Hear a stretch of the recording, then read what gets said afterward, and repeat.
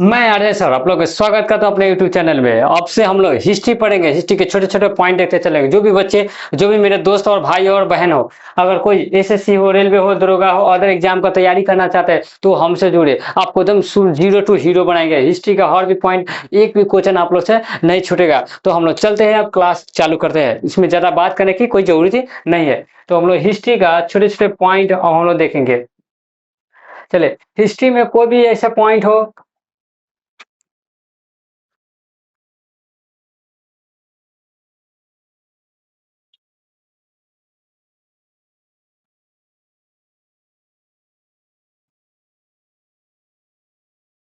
चलिए, इतिहास का छोटे छोटे जो भी है पॉइंट। अब पहला क्वेश्चन, पहला पॉइंट आता है कि इतिहास एक संक्षिप्त परिचय है। इतिहास किसे कहते हैं?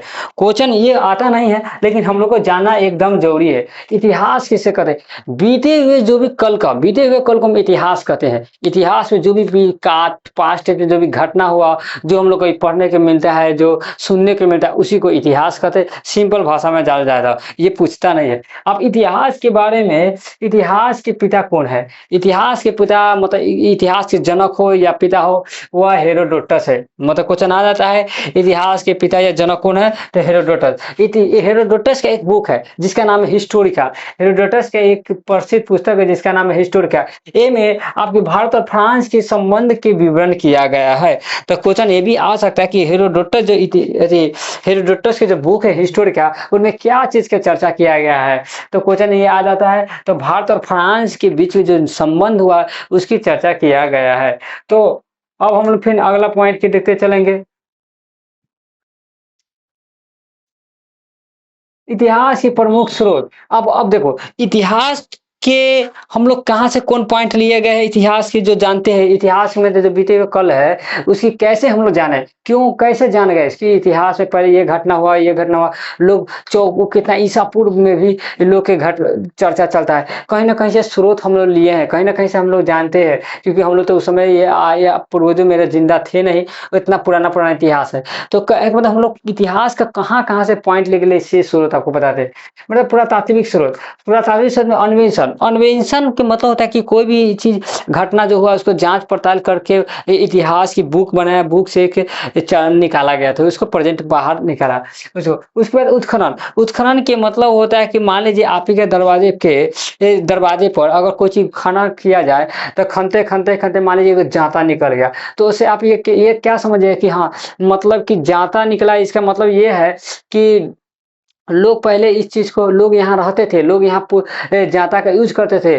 तो मतलब पुराने परंपरा में भी ये समझ आता है। उसी तरह उत्खनन करना गया तो बहुत कुछ मिला। इतिहास की जो म्यूजियम में भी रखा है, उससे भी हम लोग को बहुत इतिहास की जानकारी मिला। तो उत्खनन से भी मिला। अभिलेख। अभिलेख के मतलब होता है छोटे छोटे पत्थर पर जो लिखे हुए कोई भी चीज है उसको अभिलेख कहते हैं। तो पहले के जो परंपरा में लोग, अभी जैसे मान लीजिए हम कोई चीज का प्रचार करना चाहते हैं तो बड़े बड़े होर्डिंग लगा देते, कहीं चौक चौराहा रोड हो कहीं भी लगा देते मार्केटिंग में, तो हम लोग को प्रचार होता है। लेकिन पहले क्या था कि लोग अभिलेख पर लिखते थे, छीन हथौड़े से जो लिखते थे वो से ही कोई चीज का किसी को सूचना मिलता था। तो ये से भी वो जो हमको अभिलेख मिला, वो से भी हमको पता चला कि इतिहास के बारे में कुछ जानकारी मिला। तो अभिलेख। अब सिक्के। सिक्के का मतलब तो कोई राजा महाराजा जो भी थे, वो लोग अपना नाम से सिक्के चलाते थे। तो सिक्के चलाते थे, सिक्के से भी हमको बहुत चीज का जानकारी मिला कि हाँ, कौन राजा कौन सिक्के चलाता था, ये जानकारी मिला।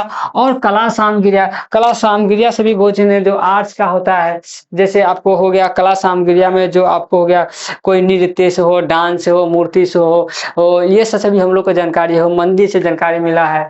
अब साहित्यिक स्रोत में आपकी धार्मिक साहित्य में वेद जातक आगम, मतलब कि बौद्ध धर्म जैन धर्म से भी हम लोग को बहुत ज्ञान की मिलता है। बौद्ध धर्म जैन धर्म से मिला। बौद्ध धर्म को मतलब जातक, जैन धर्म का आगम कहते हैं। ठीक है। वेद मतलब कि आपको अथर्ववेद हो गया, आप लोग ऋग्वेद हो, सामवेद हो, यजुर्वेद हो, जो पढ़ते अगाड़ी हम लोग पढ़ाएंगे, उससे भी बहुत चीज के ज्ञान मिला। और गैर धार्मिक। विदेशी यात्री के विवरण। विदेशी विभिन्न यात्रियों के वृतांत, मतलब यात्री लोग जो भी लिखते थे, जो लिख कर गए, जैसे हेनसांग आए चीनी यात्री, इफायान आए, मेगास्थनी आए, मोरक्को से आए थे बहुत ऐसे, मतलब बड़े अच्छे से ज्ञानी। तो वो लोग भी अपने अपने बुक में लिख कर गए इतिहास के बारे में जानकारी, उसके किताब से पढ़ा गया था, बहुत इतिहास की जानकारी मिला। तो ये स्रोत है। ये आप लोग से उतना पूछता नहीं, लेकिन हम लोग को इतिहास पढ़ने से पहले हम लोग को ये जानकारी रहना चाहिए। अगर ये जानकारी आपके पास नहीं है तो आप बहुत पीछे है इतिहास से। ठीक है।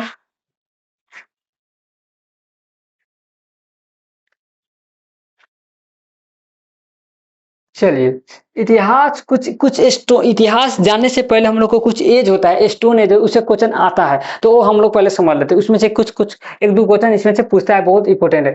मतलब पाषाण काल, तो पहले पाषाण काल को इसी को स्टोन एज कहते हैं। पाषाण काल का स्टोन एज कहते हैं। इसका 3 भाग में बाँटा जाता है पाषाण काल को। पूरा पाषाण काल, मध्य पाषाण काल और नव पाषाण काल। मतलब कि 3 भाग में बँटा है। ये पूरा पाषाण काल हो गया, ये मध्य पाषाण काल हो गया और नव पाषाण काल हो गया। तो देखिए, पूरा पाषाण काल, मध्य पाषाण काल, पूरा पाषाण काल में क्वेश्चन आता है, लोग खाक संग्राहक थे। खाक संग्राहक में लोग खाना जो भी होते थे इकट्ठा करते थे कहीं से कहीं, ठीक है? उसको इसीलिए उसको खाक संग्राहक बोला जाता है। इकट्ठा करते थे और पूरा पाषाण काल में आग की खोज की गई। देखो, आग की खोज की गई। इस काल में खाक से लोग खाक संग्राहक थे। आग के, तो क्वेश्चन ये पूछता है कि ये आग की खोज किस काल में हुआ था? पूरा पाषाण काल में। और मध्य पाषाण काल में अगर देखा जाए, पूरा पाषाण काल की शुरुआत हुई और पहला पालतू पशु कुत्ता, मतलब इसमें कुत्ता के पालन स्टार्ट किया गया था मध्य पाषाण काल में। इसमें भी लोग खाद्य संग्राहक थे। इसमें भी क्या लोग थे? खाद्य संग्राहक ही थे। हम लोग ये समझ देंगे। तो क्वेश्चन पूछेगा कि मतलब कुत्ता की पालना किस काल से आया था? तो मध्य पाषाण काल से। कहेगा आग की खोज किस काल से हुआ था? पूरा पाषाण काल से।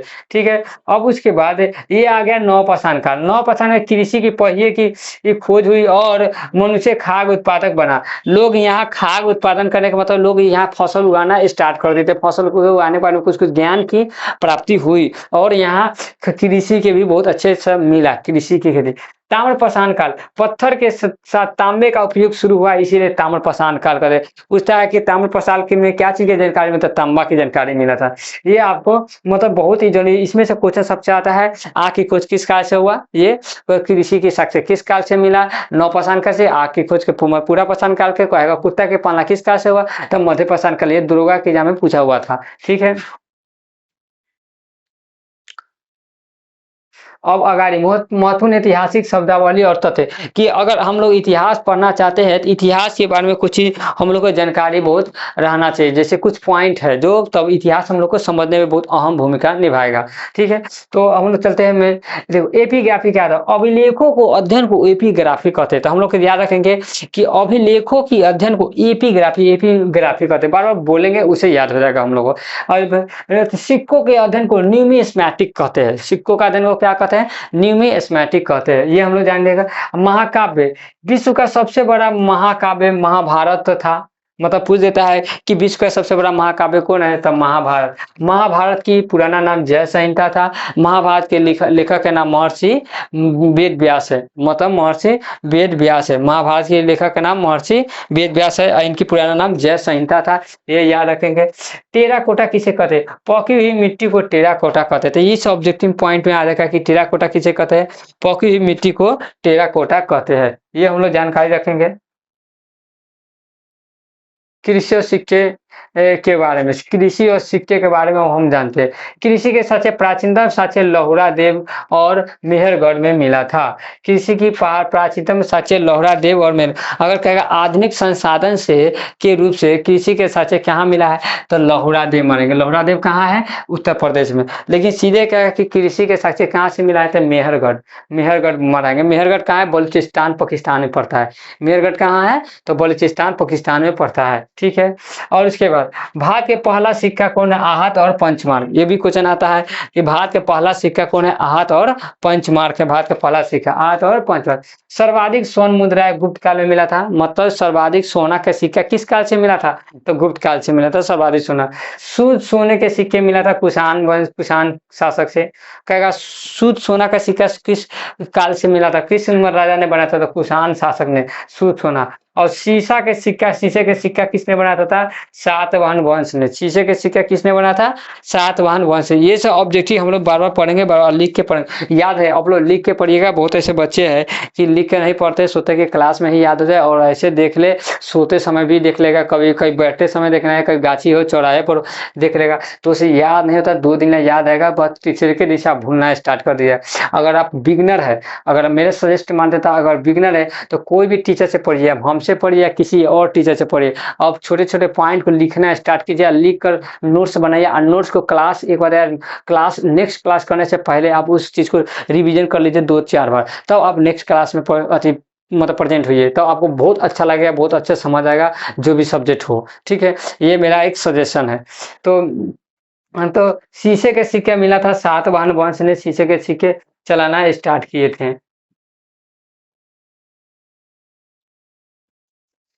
देखिए, यहाँ से आपको सिंधु घाटी सभ्यता आएगा, यहाँ से सिंधु घाटी सभ्यता से आप लोग को हम एक कल पढ़ाएँगे, मतलब इसमें से कुछ बात आप लोग को बताते हैं, कुछ और बेसिक बात। देखिए, क्या है कि अब देखिए, मतलब कि इतिहास को हम लोग 3 तरह से 2 तरह से पढ़ते हैं। इतिहास, इतिहास में पहले 2 तरह से पढ़ते हैं। देखिए, भारतीय इतिहास, भारतीय इतिहास और फिर विश्व इतिहास। विश्व इतिहास, देखिए, भारतीय इतिहास से क्वेश्चन ज़्यादा आता है, विश्व इतिहास से क्वेश्चन कम आता है, लेकिन पढ़ना हम लोग को सब है। इसमें से 1-2 क्वेश्चन देखने को मिलता है, वो बात 1-2 को देखने को मिले, हर कुछ एक जैसे एग्ज़ाम आप दिए कोई चीज़ का, कोई शिफ्ट में पूछेगा, कोई शिफ्ट में नहीं पूछेगा, ऐसा भी होता है। लेकिन ये भारतीय इतिहास से हर शिफ्ट में पूछेगा, हर एग्ज़ाम में पूछेगा, ये याद रखिए। तो हम लोग पहले भारतीय इतिहास को निपट लेंगे, पढ़ लेंगे, तब हम लोग विश्व इतिहास पढ़ना स्टार्ट करेंगे। तो भारतीय इतिहास को पढ़ने की सुविधा के लिए हम लोग 3 भाग कैटेगराइज़ करते हैं। ये 3 भाग कैटेगराइज़ क्या-क्या करते हैं, तो सुन लीजिए। ये 3 भाग कैटेगराइज़ करते हैं। एक आपको प्राचीन इतिहास,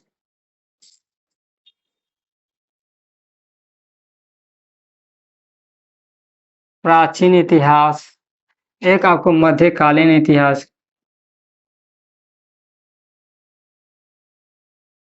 मध्यकालीन इतिहास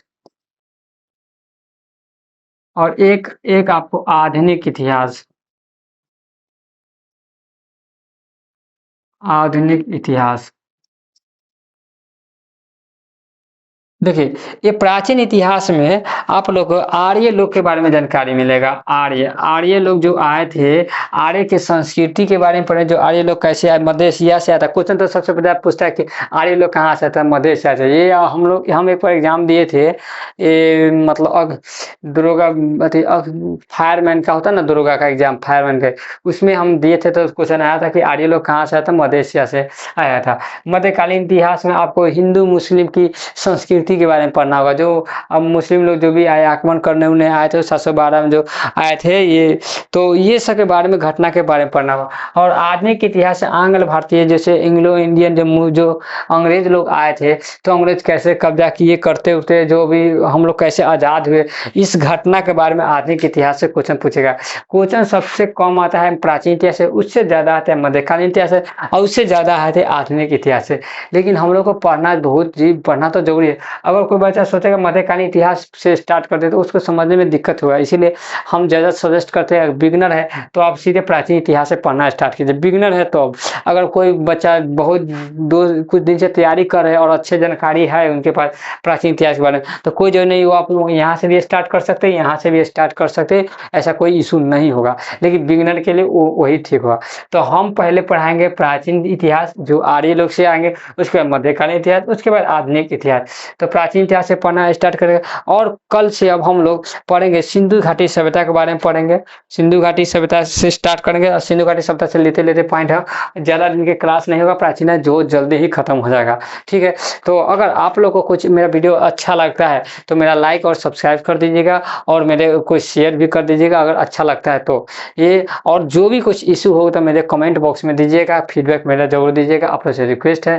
तो थैंक्स, आज हम लोग इतना ही पढ़ेंगे इतिहास में, और नेक्स्ट कल मिलते हैं।